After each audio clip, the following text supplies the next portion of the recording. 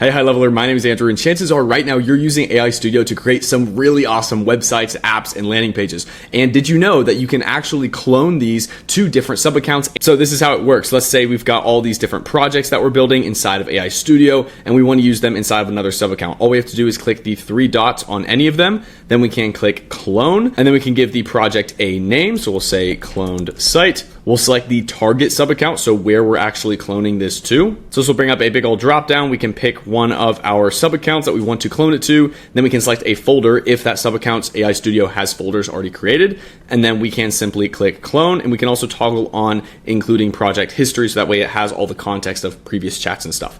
Then we can just click clone. It will then go through this process of creating a copy of the AI Studio project, and then it will move it over to the sub-account. We can also, of course, just clone it in the same sub-account that we're already in by just clicking the three dots and then clicking clone. And then we just don't change the target sub-account. This will default to the sub-account that you're already in. And all we have to do is just click clone again, and it will clone it within the sub-account itself. I hope you're using AI Studio, and if you're not because you don't have a high-level account, then just comment the word vibe on this video, and I'll give you access to a sub-account inside of my white label completely for free.